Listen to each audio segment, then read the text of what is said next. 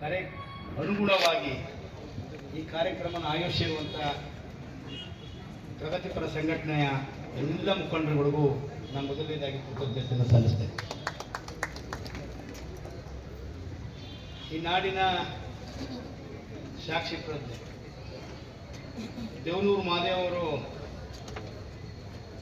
ಆರಂಭನೂ ಮಾಡಿರುವ ಮಾತಲ್ಲಿ ಅವ್ರ ಮಾತಲ್ಲಿ ಸಮಾರೋಪನೂ ಆಗಿದೆ. ಬೇರೆಯವ್ರ ಮಾತು ಯಾಂತ್ರಿಕವಾಗಿ ಬಂದಿದ್ದೀವಿ ಅಂತ ಮಾತಾಡಬೇಕಷ್ಟೆ. ಒಂದು ಥಿಂಗ್ಸ್ ಪಪ್ಪರು ಇಲ್ಲೇ ಇದ್ದಾರೆ, ಕೆರಗೋಡವರು ಇಲ್ಲೇ ಇದ್ದಾರೆ, ಬಹಳಷ್ಟು ಬರಹಗಾರರು ಇಲ್ಲಿದ್ದಾರೆ. ಅದ್ಭುತವಾದ ಭಾಷೆಗಳು, ಶ್ರೇಷ್ಠವುಳ್ಳ ಭಾಷೆಗಳು ಅಂತಿದ್ದಾರೆ. ದೇವನೂರು ಮಹಾದೇವರು ಈ ನೆಲದಲ್ಲಿ ಇವತ್ತು ಮಾತಾಡೋದು ಮಂಡ್ಯ ಜಿಲ್ಲೆ ಇತಿಹಾಸದಲ್ಲಿ ದಾಖಲಾಗುವಂಥ ಭಾಷಣ ಮಾಡಿದ್ದಾರೆ. ಅದಕ್ಕಾಗಿ ದೇವನೂರು ಮಹಾದೇವರಿಗೆ ಹೆಚ್ಚು ಪ್ರಶಂಸೆನ ಒಳ್ಳೆ ಮಾತನ್ನು ಆಡಕ್ಕೆ ಇಚ್ಛಪಡ್ತೀನಿ. ಮಂಡ್ಯಕ್ಕೊಂದು ಪರಂಪರೆ ಇದೆ. ಸಾರ್ವಜನಿಕ ಜೀವನದಲ್ಲಿ ರಾಜಕಾರಣ ಆಗಿದಾಗಲೂ ಕೂಡ ಒಂದು ಪರಂಪರೆಯನ್ನು ಬಿಟ್ಟು ಹೋಗಿದ್ದಾರೆ. ಹೋರಾಟಗಾರರು ಕೂಡ ಒಂದು ಪರಂಪರೆಯನ್ನು ಬಿಟ್ಟು ಹೋಗಿದ್ದಾರೆ. ಇದು ಕೃಷಿ ಸಂಸ್ಕೃತಿಯ ಜಿಲ್ಲೆ. ಒಳ್ಳೆ ಸಂಸ್ಕಾರ ಸಂಸ್ಕೃತಿ ಇರುವಂತ ನಾಡು ಇದು. ಹೆಣ್ಮಕ್ಳು ಚಿಕ್ಕವರಾಗಿದ್ರು ಕೂಡ ಅಕ್ಕ ಅಂತ ಮಾತಾಡ್ತಾರೆ, ಚಿಕ್ಕವರು ಕೂಡ ಅಣ್ಣ ಅಂತ ಮಾತಾಡ್ತಾರೆ. ಅದು ಒಳ್ಳೆ ಸಂಸ್ಕಾರ, ಒಳ್ಳೆ ಸಂಸ್ಕಾರ ಸಂಸ್ಕೃತಿಯ ನಾಡು. ಮತ್ತು ಕುವೆಂಪು ವಿಚಾರವನ್ನ ಬೀರಿರುವಂತ ಬೀಡಿ, ಕುವೆಂಪು ವಿಚಾರದ ಬೀಡು ಕೂಡ ಇದೆ. ನಾವು ಆತಂಕ ಪಡ್ತಾ ಇದ್ದೀವಿ, ಆತಂಕ ಪಡಬಾರ್ದು ಅಂತ ನಾವು ಪಾಸಿಟಿವ್ ಆಗಿ ಮಾತಾಡೋಕೆ ಇಚ್ಛೆ ಪಡ್ತಾ ಇದ್ದೀನಿ.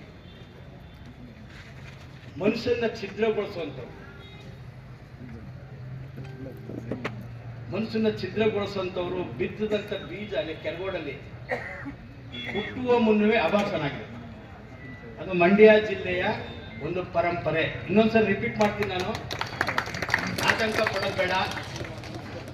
ಮನಸ್ಸನ್ನ ಛಿದ್ರಗೊಳಿಸುವಂತಹ ವಿಷ ಬೀಜವನ್ನ ಬಿತ್ತಿದ್ರು ಅದು ಮಂಡ್ಯ ಜಿಲ್ಲೆಯ ವೈಚಾರಿಕವಾಗಿ ಗಟ್ಟಿ ಇರುವಂಥ ಕುವೆಂಪುವಿನ ಪ್ರಭಾವ ಇರುವಂಥ ನೆಲದಲ್ಲಿ ಅದು ಹುಟ್ಟಕ್ಕೆ ಮುಂಚೆ ಅಭಾಸನಾಗಿದೆ.